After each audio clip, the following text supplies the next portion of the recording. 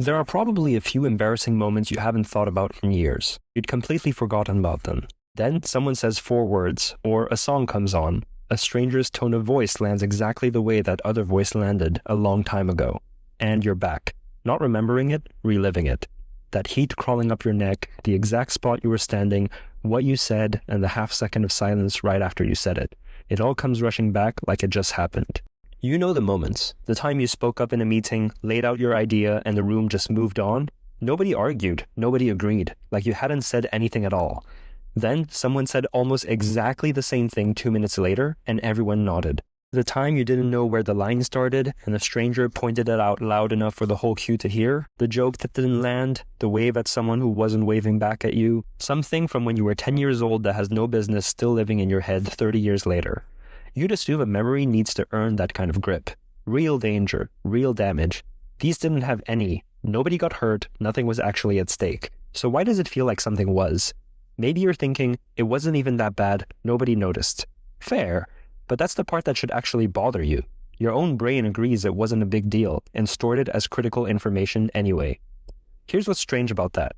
Your brain is in almost every other way ruthless about deleting things. It can't hold on to a phone number for 90 seconds. It won't tell you what you had for lunch 4 Tuesdays ago. Most of what happens to you gets quickly thrown out.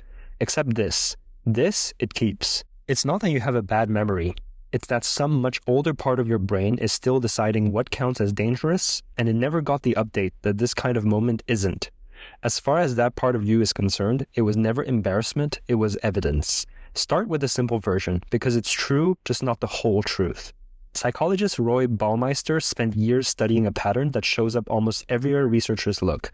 Bad beats good. Not slightly, consistently.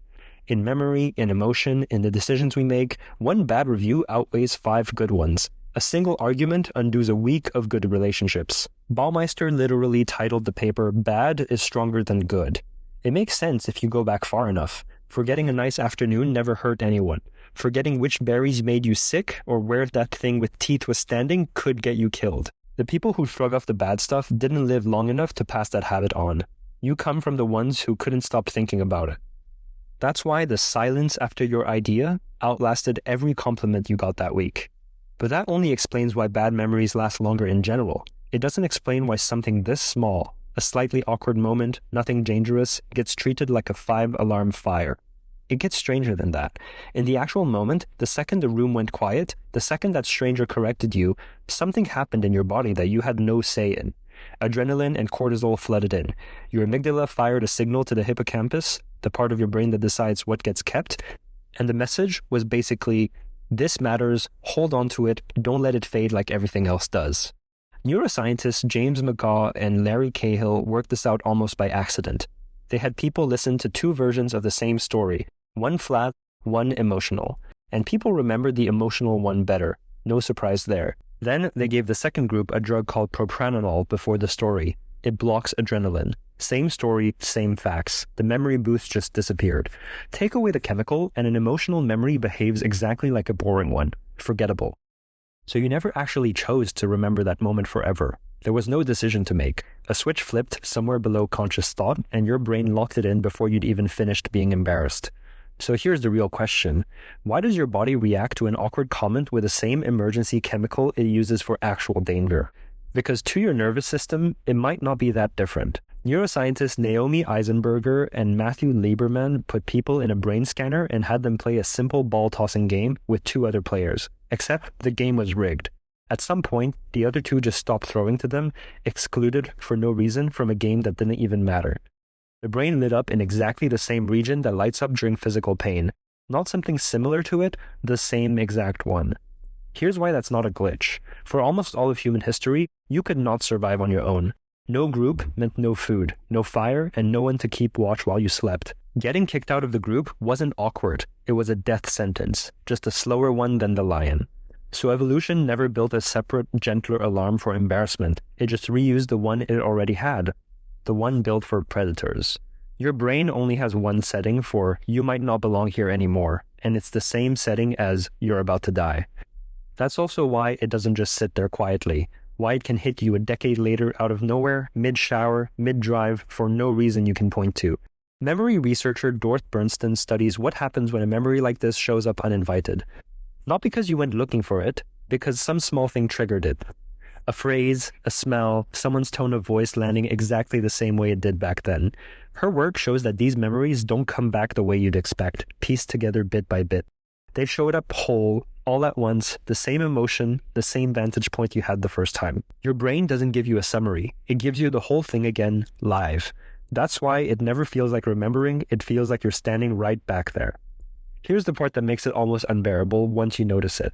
Psychologist Thomas Gilovich ran an experiment at Cornell where he had college students put on a shirt with a giant photo of Barry Manilow on it, then walk into a room full of their peers.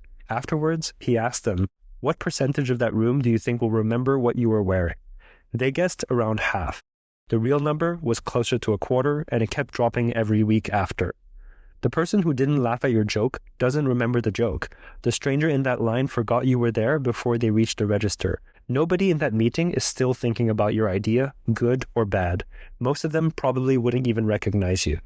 You're not carrying a memory other people share. You're the last person still sitting in a courtroom that everyone else left years ago. And notice something else. A lot of these memories cluster around the same narrow window. 10 years old, 13, 16. That's not a coincidence. Memory researcher David Rubin calls it the reminiscence bump. A stretch right around adolescence when the brain holds on to memories far harder than any other point in your life. Not because more happened to you then, because that's the exact age your brain was using to decide who you are. So when something humiliating happened at 10, your brain didn't file it as a minor incident.